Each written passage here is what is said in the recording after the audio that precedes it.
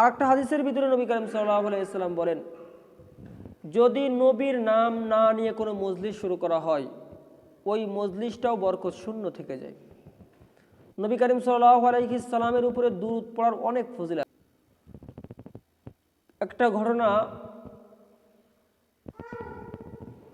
এক সময়ে একজন ব্যক্তির কয়েকটা সন্তান ছিল। সেই বয়সে সে ইচ্ছা করেছে হজ করতে যাবে। এখন ওই ব্যক্তি যখন হজের সফরে রওনা দিয়েছে, পথিমধ্যে ওই ব্যক্তির মৃত্যু হয়ে গেছে। পথের মধ্যে কি হয়ে গিয়েছে? মৃত্যু হয়ে গিয়েছে। হজ আর করতে পারে নাই। যা হোক, তার পিতাকে ফেরত পাঠানো হয়েছে, রিটার্ন পাঠানো হয়েছে। যখন তার পিতাকে ফেরত আনা হলো, আনার পরে একটা পর্যায়ে সন্তানরা দেখে তার পিতার চেহারাটা একটা পর্যায়ে শূকরের মতো হয়ে গিয়েছে, খিঞ্জিরের মতো হয়ে গেছে। প্রথমত সে হজ করতে পারে নাই, মানুষ জানতে পারলেই সমালোচনা করবে। আর একটা কথা হলো, তার চেহারাটা কার মতো হয়ে গেছে? খিঞ্জিরের মতো হয়ে গিয়েছে, শূকরের মতো হয়ে গিয়েছে। এই হলো আর একটা কারণ। অনেকে বলে শূকরের নাম বললে ওযু ভেঙে যায়। বিষয়টা এমন নয়। শূকর আইনে নাপাক। সব থেকে বড় নাপাক দুইটা। একটা হলো প্রবাহিত রক্ত, দামুন মাসফুহুন। আল্লাহ কোরআনের ভিতরে বলছেন যে প্রবাহিত রক্ত। মুরগি জবাই করার সময় দেখবেন একটা রক্ত ছিটিয়ে চলে যায়, এটাকে বলা হয় দমে মাসফুহ। এই রক্তটা নাপাক, বাকি রক্তটা নাপাক না। এরপরে আরেকটা হলো শূকর। শূকরের পরিপূর্ণ বডিটাই নাপাক। কুকুর কিন্তু আইনে নাপাক না। কুকুর জবে করার পরে তার চামড়া যদি শুকানো হয়, দাবাঘাত করা হয়, এই দিয়ে বিভিন্ন পণ্য বানালে কিন্তু পাই দেওয়া যায়। কিন্তু শূকরের চামড়া হাজার দাবাঘাত করলে, দাবাঘাত বলা হয় রৌদ্রে শুকানো অথবা লবণ দিয়ে শুকায় একটা পর্যায়ে ওটাকে বিভিন্ন কাজে রূপান্তরিত করে। একটা পর্যায়ে বসার জন্য ব্যবহার করে, আগের যুগে কম্বল বানানো হতো, স্যান্ডেল তৈরি করা হয়, এগুলো অনেক কাজের মাধ্যমে করা হয়। তো যা হোক, এটা হলো আইনে নাপাক, শূকর আর রক্ত, প্রবাহিত রক্ত যেটা। যা বলতেছিলাম যে তার পিতার চেহারাটা শূকরের মতো হয়ে গেছে। এখন সন্তান তো টেনশনের ভিতরে পড়ে গেছে যে আমার পিতাকে কালকে যখন মানুষজন দেখতে আসবে তখন সে সমালোচনা করবে। এমনি যখন যার পিতা মাতা চলে যায় সেই বোঝে কষ্ট, মনের ভিতরে একটা আঘাত, একটা ক্ষত তৈরি হয়। হাজার বুঝ দিলে ওই ক্ষতটা কি হয় না, আর জোড়া লাগে না। একটা লোকের যদি কোথাও কেটে যায়, হাজার ট্রিটমেন্ট করলেও সুস্থতা হয়ে যায়, সুস্থ হয়ে যায়, কিন্তু ওইখানে যে দাগটা পড়ে যায়, দাগ কি যায়? কখনো যায় না। বাপ মা যখন মারা যায়, কারো আপনজন চলে যায়, ওই জায়গায় একটা ক্ষত হয়ে যায়, হাজার বুঝ দিলেও ওই বুঝটা কিন্তু মানানো যায় না। যার গেছে সেই বুঝবে, যার সন্তান গিয়েছে সেই বোঝে। যা বলতেছিলাম যে তখন সন্তানরা টেনশনের ভিতরে পড়ে গিয়েছে যে আগামীকাল সকালে যখন আমার আব্বুকে দেখতে আসবে, এমনিই তো হজ করতে পারে না, একটা সমালোচনা। আবার যখন দেখবে আমার পিতার চেহারাটা শূকরের মতো হয়ে গিয়েছে, তখন তো আলাদা বিপদের ভিতরে পড়বে। সন্তানরা রাত্রে ঘুমায় পড়ছে, রাত্রে ঘুমায় টেনশন করতেছে, হাই আগামীকাল আমার পিতাকে দেখার জন্য আসবে, আমার পিতার চেহারা যদি শূকরের মতো এরকম দেখে, সকলের সামনে আমি কি উত্তর দেব? আমার পিতাকে নিয়ে হাজার হাজার সমালোচনা হবে। টেনশন করতে করতে রাতের ভিতরে কাউকে জানাই নাই, কাউকে জানানো সম্ভব না। সন্তান টেনশন করতে করতে ঘুমিয়ে গিয়েছে। ঘুমায়া যখন গিয়েছে, হঠাৎ করে স্বপ্নের ভিতরে রাহমাতুল লিল আলামিন নবী করিম সাল্লাল্লাহু আলাইহি সাল্লাম উপস্থিত হয়ে গিয়েছে। সুবহানাল্লাহ। তিনি দেখেন সাদা জুব্বা পরিহিত কে যেন তার পিতার সামনে এসে গেছে, তার পিতার লাশের পাশে বসে গিয়েছে। যাওয়ার পরে আস্তে করে তার পিতার চেহারার উপরে তার হাতটাকে বুলায় দিল। হাতটাকে বুলায় দিতে দেরি হলো, তার পিতার চেহারাটা সুন্দর হইতে দেরি হলো না। এমন একটা উপকার, সন্তান টেনশনের ভিতরে পড়ে গিয়েছে, হায় আমার পিতার এত বড় একটা উপকার কে করলো? তিনি একটা পর্যায়ে জিজ্ঞাসা করলেন, ওগো আপনি কে? আমার পিতার দুরবস্থার ভিতরে চলে আসলেন, এসে আমার পিতার শৈলে হাত বোলায়া দিলেন, আমার পিতার চেহারাটা সুন্দর হয়ে গেল। সঙ্গে সঙ্গে তিনি বললেন, আমি আর অন্য কেউ নয়, আমি রাহমাতুল লিল আলামিন হযরত মুহাম্মদ সাল্লাল্লাহু আলাইহি সাল্লাম। সুবহানাল্লাহ। আল্লাহর হাবিব সাল্লাল্লাহু আলাইহি সাল্লাম বলেন, মান রাআনি ফিল মানাম, আমি নবীকে যদি কোনো ব্যক্তি স্বপ্নের ভিতরে দেখে, রাআনি, সে আমি নবীকেই দেখলো। লিয়ান্না শাইতান লা ইয়াতাসাওয়ারু আবাদান, লিয়ান্না শাইতান লা ইয়াতাসাওয়ারু মিথলাই আবাদান। আল্লাহর হাবিব বলেন,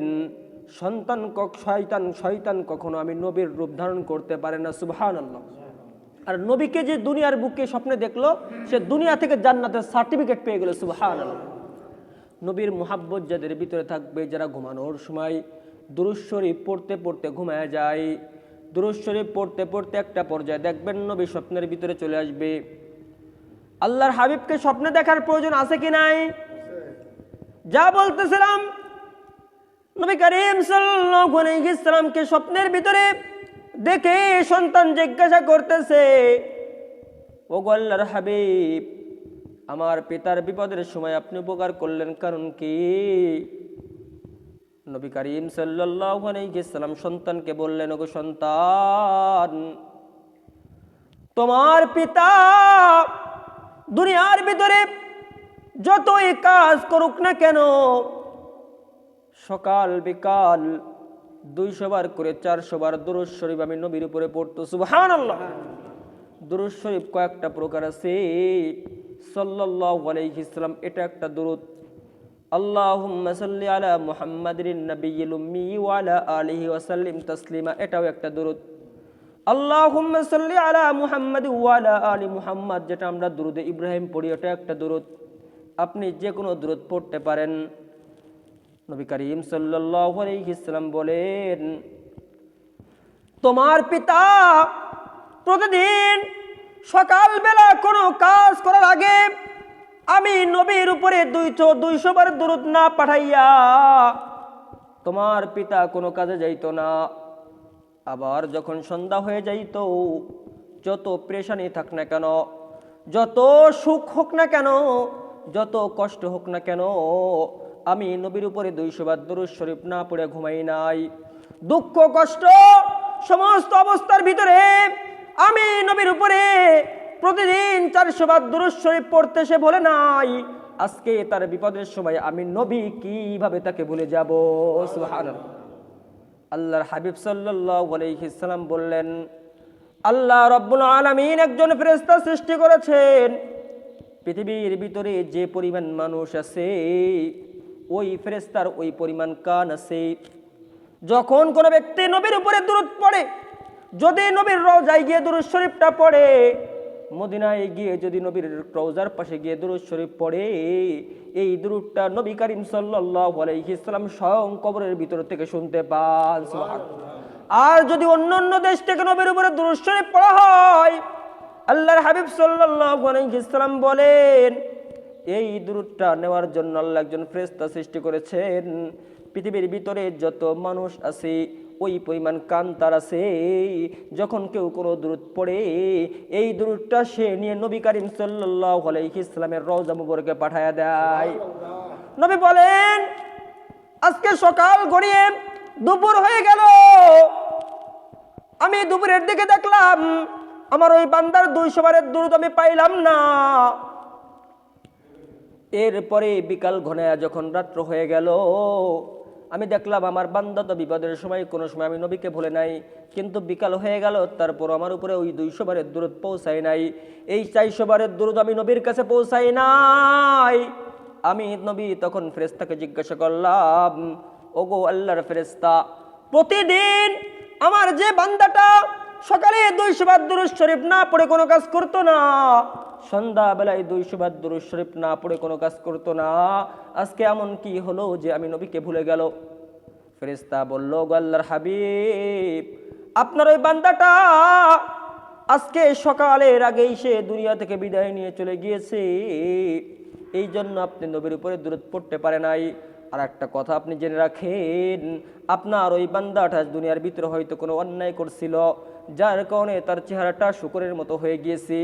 নবী বললেন, ওগো ফেরেশতা, আমার যে বান্দা দুঃখের সময় সুখের সময় আমি নবীর উপরে 400 বার দুরূদ শরীফ পড়তে ভুলে নাই, আজকে আমি নবী কিভাবে তাকে ভুলে যাব? নবী করিম সাল্লাল্লাহু আলাইহি সাল্লাম তার সন্তানকে বললেন, আমি নবী তোমার পিতার কাছে এসে তোমার পিতার চেহারার উপরে হাত বুলাইয়া দিলাম এবং তার চেহারাটা সুন্দর হয়ে গেল, আমি নবী তার জন্য জান্নাতের সার্টিফিকেট দিয়ে দিলাম। সুবহানাল্লাহ। এই জন্য আল্লাহর হাবিব বলেন, দুরূদ শরীফ পড়লে আমাদের লাভ, কাদের লাভ? আল্লাহর হাবিব বলেন, মান সাল্লা আলাইয়া ওয়াহিদা, যদি কোনো বান্দা বান্দি আমি নবীর উপরে একবার দুরূদ শরীফ পড়ে, যেমন সাল্লাল্লাহু আলাইহি সাল্লাম বলেন, সাল্লাল্লাহু আলাইহি সাল্লাম এটা একটা দুরূদ। নবী বলেন, মান সাল্লা আলাইয়া ওয়াহিদা, যদি কোনো ব্যক্তি আমি নবীর উপরে একবার দুরূদ শরীফ পড়ে, সাল্লাল্লাহু আলাইহি আশরা, আল্লাহ রাব্বুল আলামিন ওই বান্দার উপরে 10টা রহমত নাজিল করে দেন। সুবহানাল্লাহ। তার জন্য 10টা গুনাহ মাফ করে দেওয়া হয়। কয়টা গুনাহ? অহুত্তাত আনহু খতিয়াতাম ইসলাহু, 10টা গুনাহ মাফ করে দেওয়া হয়। আল্লাহর হাবিব বলেন, শুধু 10টা গুনাহ মাফ করে সীমাবদ্ধ থাকে না, আল্লাহ রাব্বুল আলামিন তার 10টা মর্যাদা বৃদ্ধি করে দেন। সুবহানাল্লাহ। দুনিয়ার ভিতরে যত মানুষ আছে, একজনের থেকে আরেকজনের মর্যাদা আল্লাহর কাছে কম না বেশি? আমল অনুযায়ী ওই বান্দা যখন একবার দুরূদ শরীফ পড়ে, তার মর্যাদা আরো 10টা উন্নতি হয়ে যায়। সুবহানাল্লাহ। এই জন্য নবী করিম সাল্লাল্লাহু আলাইহি সাল্লামকে মুহাব্বত করার দরকার আছে কি নাই? আল্লাহর হাবিব সাল্লাল্লাহু আলাইহি সাল্লামের নাতি তাদেরকেও মুহাব্বত করার কারণে আল্লাহ জান্নাত দিয়েছেন। হযরত আবু বকর রাদিয়াল্লাহু আনহু তার ইন্তেকালের পরে খলিফা হয়েছিল হযরত ওমর রাদিয়াল্লাহু আনহু।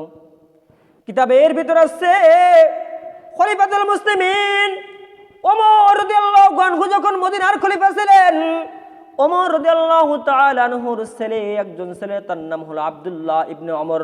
ওমরের ছেলে আব্দুল্লাহ এবং হাসান, আব্দুল্লাহ এবং হুসাইন তারা প্রায় একই বয়সের ছিল।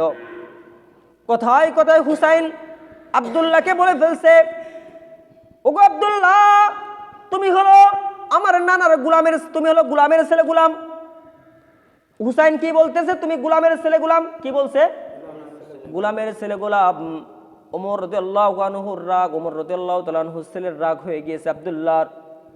হুসাইন আমাকে গোলামের ছেলে বলল, আমার পিতা তো বাদশা খলিফাতুল মুসলিমিন, আমাকে গোলামের ছেলে বলছে।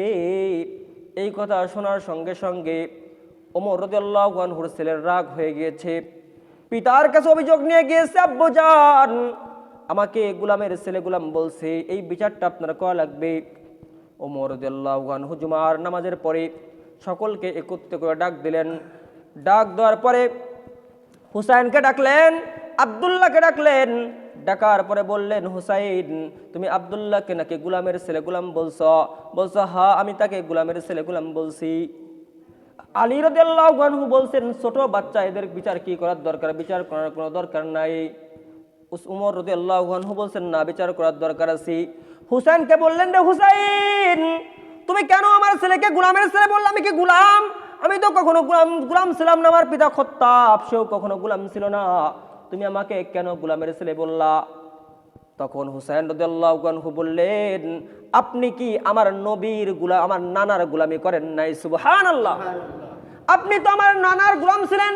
আমার নানা যা বলছে, আমার নানা বলছে এইভাবে নামাজ পড়ো, তুমি তো এইভাবে নামাজ পড়ছো। আমার নানা বলছে এইভাবে রোজা রাখো, তুমি এইভাবে রোজা রাখছো। আমার নানা যে বিধানটা বলছে তুমি তো ওইভাবে পালন করছো। ওমর রাদিয়াল্লাহু আনহু কান্না করতেছেন আর বলছে, হুসাইন, তুমি আমাকে তোমার নানার গোলামের সার্টিফিকেট দিলা? বললা, হ্যাঁ, আমি সার্টিফিকেট দিলাম। ওমর রাদিয়াল্লাহু আনহু বললেন, তুমি লিখিত দিতে পারবা? বললা, হ্যাঁ, আমি লিখিত দিতে পারবো। যখন লিখিত ভাবে দিয়ে দেওয়া হলো, ওমর রাদিয়াল্লাহু আনহু এটা হাতে নিলেন, নিয়ে বললেন, ও মসজিদে নববীর মুসল্লিরা, দেখো নবীর নাতি আমি ওমরকে নবীর গোলামের সার্টিফিকেট দিয়ে দিয়েছেন। সুবহানাল্লাহ।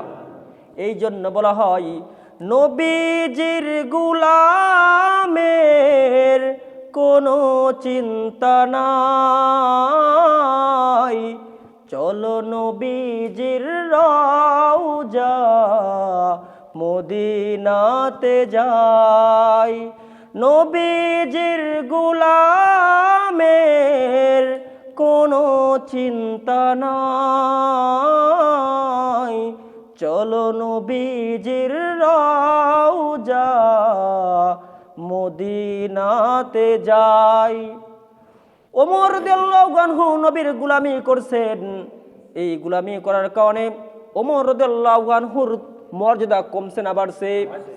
ওমর বলতেছেন, হাসরের ময়দানে আল্লাহ রাব্বুল আলামিন যদি আমাকে বিভিন্ন কাজের কারণে পাকড়াও করে, আমি আল্লাহ রাব্বুল আলামিনের কাছে স্ত্রীটা খুলে বলবো, আল্লাহ গো, দেখো তোমার নবীর নাতি, যে নাতিকে নবী মোহাব্বত করতো, সেই নাতি সার্টিফিকেট দিয়ে দিয়েছে আল্লাহ। হতে পারে এই সার্টিফিকেটের কারণে আমি ওমরকে আল্লাহ রাব্বুল আলামিন জান্নাত দিয়ে দেবেন। সুবহানাল্লাহ। ওমর রাদিয়াল্লাহু আনহু তাকওয়া ছিল অনেক বেশি। ওমর রাদিয়াল্লাহু আনহু যখন দুনিয়া থেকে বিদায় নিয়ে চলে যাবে, মাগরিব তিনি ফজরের নামাজের ইমামতি করতেছেন। পিছন থেকে আবু লুলু আঘাত করছে খঞ্জুর দিয়ে। খঞ্জুর বলা হয় যার দুই দিকে ছুরির মতো থাকে, এদিকেও ছুরি, উপরের দিকেও ছুরি। আঘাত করছে, ওমর রাদিয়াল্লাহু আনহুর পেটের নাড়িবুড়ি বের হয়ে গিয়েছে। পিছন থেকে একজনকে টেনে ইমামতির জায়গায় দাঁড়িয়ে দেওয়া হলো। ওমর রাদিয়াল্লাহু আনহু জমিনের ভিতরে পড়ে চিৎকার করতেছে, বেহুশ হয়ে গিয়েছেন। দ্রুত নামাজটা কমপ্লিট করা হলো।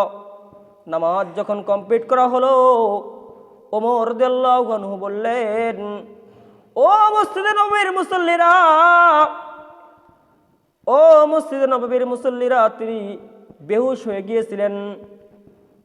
আর হুশ ফেরার পরে তিনি সর্বপ্রথম তিনি ছেলের কথা জিজ্ঞাসা করেন না, আমার ছেলের কি অবস্থা হবে, আমার বিবির কি অবস্থা হবে, এটাও জিজ্ঞাসা করেন নাই।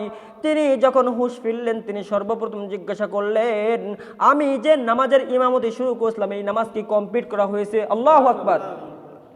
দুনিয়ার কোন স্বার্থ তার কাছে নাই, তার হলো আল্লাহকে নিয়ে টেনশন। ওমর রাদিয়াল্লাহু আনহু বলতেন, ওয়াইলুল লাকা ইয়া ওমর ইন লাম ইয়াগফির লাকা রাব্বুকা।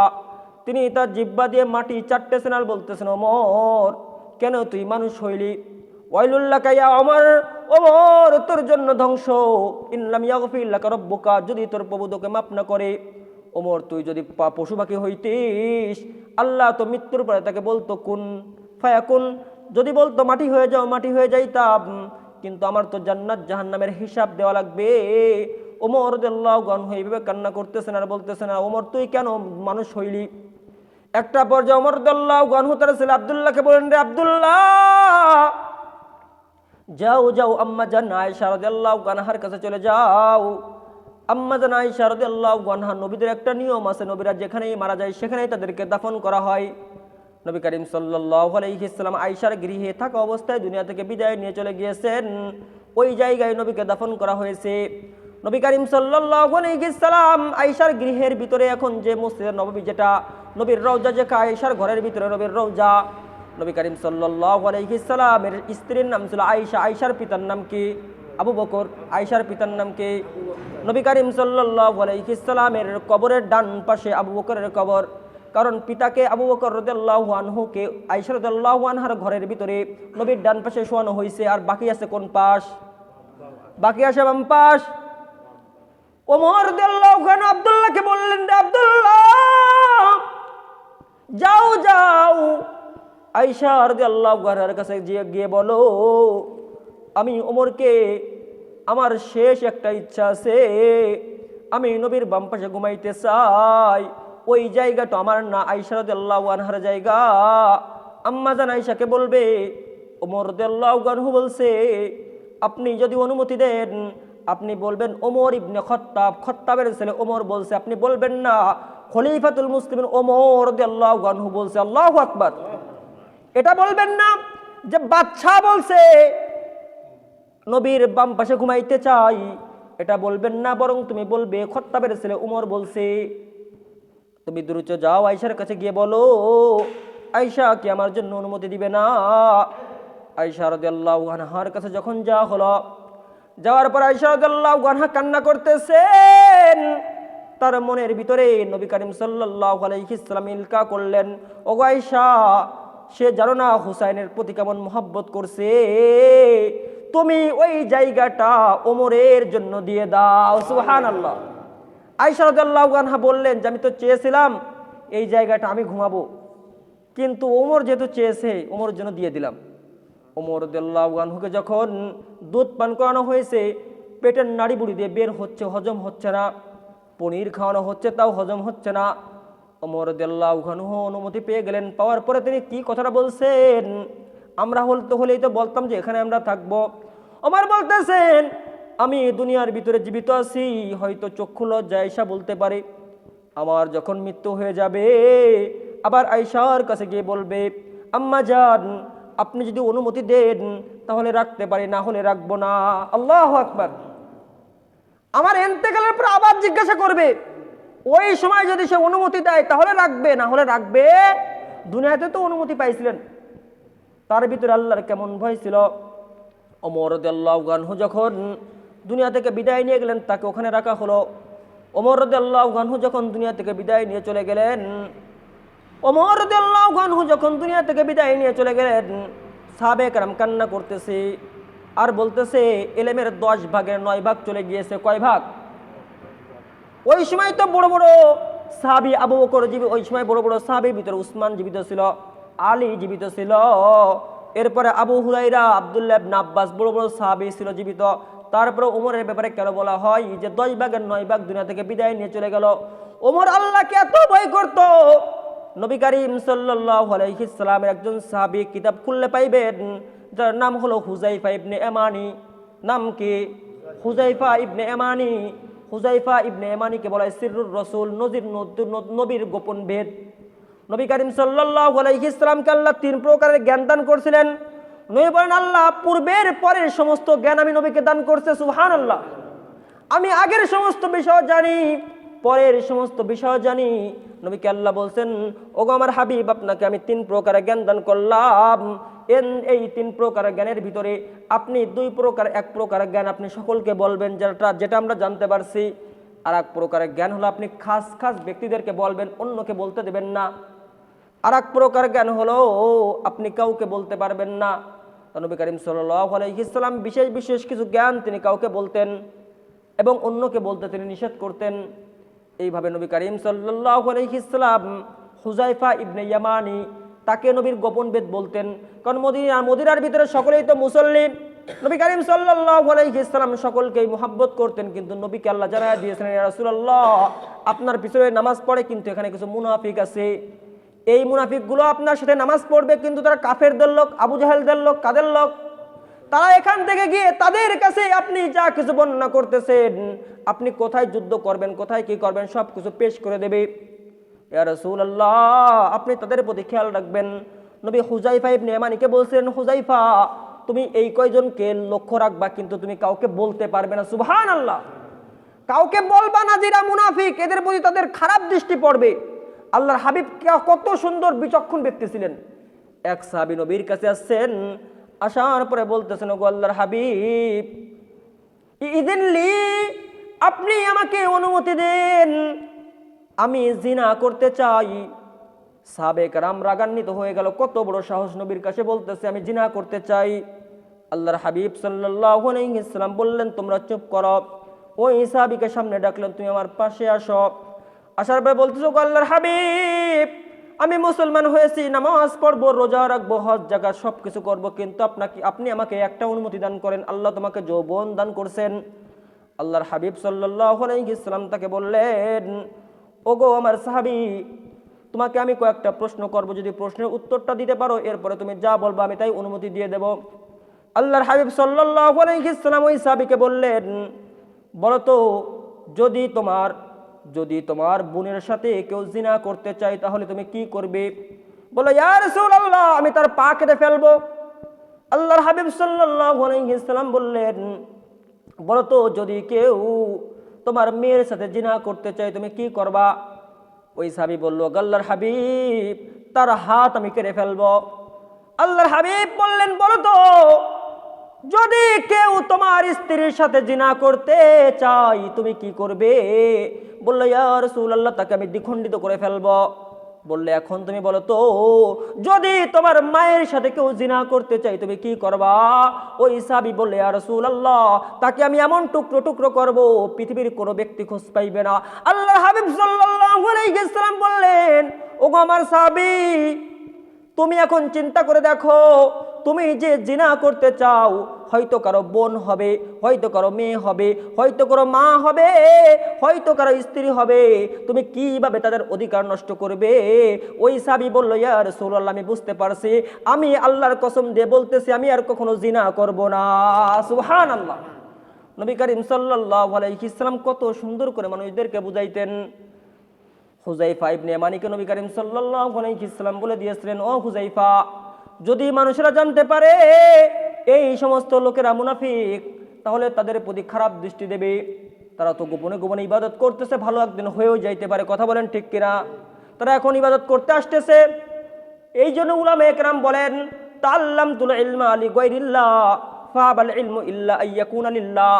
একটা ঘটনা আছে, একবার এক বাদশা একজন গোপন লোকের সাথে পরামর্শ করছে। ওই বাড়ির ভিতরে চোর ঢুকছিল। কি ঢুকছিল? বাড়ির ভিতরে চোর ঢুকছে। বাচ্চা গোপন ভাবে তার নিকটতম একজন ব্যক্তির সাথে পরামর্শ করছে, আমার মেয়েকে বিবাহ দিতে হবে। বলল, হা। বললো, ওই ব্যক্তির সাথে বিবাহ দেব যে 40 দিন, যে কয় দিন, যে 40 দিন তাকবীরে উলার সাথে নামাজ পড়ে, ওই ব্যক্তির সাথে আমার মেয়েকে বিবাহ দেব। এই কথা কে শুনছে? কে শুনছে? চোর কিন্তু শুনে ফেলছে। এখন চোর মনে করতেছে, সারা জীবন চুরি করে কয় টাকায় বা ইনকাম করব, যদি মোটামুটি 40 দিন নামাজ পড়তে পারি, আর এটা যদি সব জায়গায় প্রকাশ হয়ে যায়, তাহলে বাচ্চার মেয়েকে পাইলে তো পুরা রাজত্ব আমার। কথা বলেন ঠিক কিনা? এখন ওই চোর চলে গিয়েছে। যাওয়ার পরে জুব্বা লাগাইছে, মাথায় টুপি পরছে, পাগড়ি বাঁধছে, সব সময় ইবাদত করে, জোরে জোরে জিকির করে, তাসবিহ পড়ে। এলাকার ভিতরে প্রসিদ্ধ হয়ে গিয়েছে একজন ব্যক্তি সবসময় নামাজ পড়ে। এই কথাটা যখন রাজ্যের ভিতরে প্রকাশ হয়ে গিয়েছে, আর বাচ্চা তো এই ছেলেকেই খুঁজতেছে। এখন বলেন তো, এই যে ব্যক্তিটা ইবাদত শুরু করছে কি উদ্দেশ্যে? বিবাহ করার উদ্দেশ্যে। একদিন 2 দিন এইভাবে যাইতে যাইতে 40 দিন তাকবীরে উলার সাথে নামাজ পড়ছে। ইমাম সাহেব আল্লাহু আকবার বলে, সে আল্লাহু আকবার বলে, কোনো অন্যায় সে করে না। 40 দিন ইবাদত করার পরে এই দিক দিয়ে বাচ্চা যখন জানতে পারছে এমন একটা ছেলে আছে, সৎ ছেলে, তিনি বলল, এই ছেলের সাথে যদি আমার মেয়েকে বিবাহ দিয়ে আমার কোনো সন্তান নাই, এ সঠিকভাবে রাজ্য পরিচালনা করতে পারবে, তার ভিতরে আল্লাহর ইবাদতের কথা আছে, সে মানুষের হক বুঝবে। বাচ্চা তার কর্মচারীকে পাঠাইছে, ও আমার নিকটতম ব্যক্তি, যাও তার কাছে প্রস্তাব নিয়ে যাও। যখন তার কাছে প্রস্তাব নিয়ে যাওয়া হলো যে বাচ্চার পক্ষ থেকে প্রস্তাব এসেছে, তার মেয়েকে আপনাকে বিবাহ করা লাগবে, সে বলল, আমি এই দুনিয়ার বাচ্চাই দিয়ে কি করব? আমি তো ওই বাচ্চাকে পেয়ে গিয়েছি যে বাচ্চা হাজারো বাচ্চার বাদশাহ। সুবহানাল্লাহ। আমি এখন বিবাহ করতে গেলে সংসার করতে হবে, রাজ্য পরিচালনা করতে হবে, আমি তো ইবাদত করতে পারবো না। আমি ইবাদতের ভিতরে যে মজা পাইতেছি, এই বাচ্চার ভিতরে আমি ওই মজাটা পাইব না। সুবহানাল্লাহ। এই জন্য এই যে ব্যক্তিটা, সে কিন্তু খারাপ উদ্দেশ্য নিয়ে ইবাদতটা শুরু করেছিল, কিন্তু একটা পর্যায়ে তার অন্তরটা পরিবর্তন কে করে দিয়েছে? এই জন্য একজন ব্যক্তি নামাজ পড়ার জন্য আসছে, তাদেরকে আমরা আগ্রহী করব, বলবো, ভাই নামাজটা আত্মাহিয়াত এইভাবে পড়তে হয়, দুরূদ শরীফটা এইভাবে পড়তে হয়। আমি শুরুর দিকে যদি ভুল ধরি, ওই লোকটা বলে পড়তে যাবই না। কথা বলেন ঠিক কিনা? একজন ব্যক্তি আসতেছে, তাকে সুন্দরভাবে শিখাইতে হবে। দেখতেছেন আপনি রুকুটা ঠিক মতো করতে পারতেছে না, সেজদা করতে পারতেছে না, আপনি বলেন, ভাই আমি 2 রাকাত নামাজ পড়ি, দেখেন তো আমারটা হয় কিনা। এটা কিন্তু সুন্দর পদ্ধতি। আমারটা হয় কিনা আপনি দেখাই দেন, তখন সে বুঝবে যে তারটা হচ্ছে না। সে কি লজ্জা পাবে? একটা গল্প আপনাদেরকে বলছিলাম যে একবার ওমর রাদিয়াল্লাহু তাআলা আনহুর জামানায় তিনি নামাজ পড়াচ্ছেন, হঠাৎ করে একটা শব্দ হয়েছে। কি হয়েছে? বায়ুর শব্দ হয়েছে। এখন সকলেই তো আশ্চর্য। ওমর রাদিয়াল্লাহু তাআলা আনহু তিনি বুঝাইছেন যে যাও, কারণ যদি ওযু ছাড়া কেউ ইচ্ছা করে নামাজ পড়ে তাহলে কিন্তু তার ঈমান থাকে না। এখন ওমর রাদিয়াল্লাহু তাআলা আনহু তিনি দেরি করতেছেন যে ওই ব্যক্তিরা গিয়ে ওযু করে আসুক। তা একটা পর্যায়ে কেউ আর ওঠে না, কেউ আর কি করতেছে না, উঠতেছে না। আর ওমর রাদিয়াল্লাহু তাআলা আনহু বলেন, এই কে এখনো বসে আছো, নামাজ এখনো শুরু করবো, ওঠো। এই কথা বলে তো তার ভিতরে আরো লজ্জা শুরু হয়ে গেছে বেশি। যাই হোক, আগে তো একটা সিস্টেম ছিল, সকালে আমার দিকে তাকাই থাকবে। এখন কি করবে? ওমর রাদিয়াল্লাহু তাআলা আনহু টেনশনের ভিতরে পড়ে গিয়েছেন। তা ওই জায়গায় একজন সাহাবী ছিলেন, অনেক জ্ঞানী সাহাবী। ওই সাহাবী বলতেছেন, খলিফাতুল মুসলিমিন ওমর, সকলেই তো ভয় পাচ্ছে, এখন নামাজ যদি শুরু করে দেওয়া হয় তাহলে তো ইচ্ছাকৃত নামাজ যদি ওযু ছাড়া করে তার তো ঈমান থাকবে না, আমরা সকলেই গিয়ে ওযু করি। সুবহানাল্লাহ। এটাই হলো ইসলামের আদর্শ, কাউকে লজ্জিত করা যাবে না, একজন পারে না তাকে শিখাইতে হবে। যা হোক, নবী করিম সাল্লাল্লাহু আলাইহি সাল্লাম এই হুযায়ফা ইবনে ইয়ামানিকে বলে দিয়েছিলেন যে কে কে মুনাফিক, যে কথা আসতেছিলাম। ওমর রাদিয়াল্লাহু তাআলা আনহু নবী যার ব্যাপারে বলছেন ওমরুন ফিল জান্নাহ, ওমর জান্নাতি, ওমর রাদিয়াল্লাহু তাআলা আনহু তার মেয়েকে নবীর সাথে বিবাহ দিয়েছেন। এত তাকওয়া থাকার পরেও ওমর রাদিয়াল্লাহু তাআলা আনহু মাঝে মাঝে তিনি ওই হুযায়ফার কাছে গিয়ে বলতো, হুযায়ফা বলো তো নবী আমার নাম তোমার কাছে বলে গিয়েছে কিনা, যে আমি মুনাফিকের কাতারে আছে কিনা? কে বলছেন? ওমর রাদিয়াল্লাহু তাআলা আনহু। এমনকি হুযায়ফা ইবনে ইয়ামানি তিনি যদি কোনো জানাজার নামাজে যাইতেন, বড় বড় সাহাবা একরাম যাইতেন, উনি যদি কোনো জানাজার নামাজে না যাইতেন তাহলে বুঝতেন যে এই লোকটা প্রকৃত ইমানদার না, বড় বড় সাহাবা একরাম তার জানাজায় যাইতো না। ওমর রাদিয়াল্লাহু তাআলা আনহু এত তাকওয়া হওয়ার কারণে আজকে ওমরের নাম মানুষ স্মরণ করতেছে। ওমর যে রাস্তা দিয়ে যায় শয়তান যায় না। যেহেতু সামনে রমজান আসতেছে, আল্লাহ আমাদের সকলকে তাকওয়া অর্জন করার তৌফিক দান করুন। ওয়া আখির দাওয়ানা আনিল হামদুলিল্লাহি রাব্বিল আলামিন।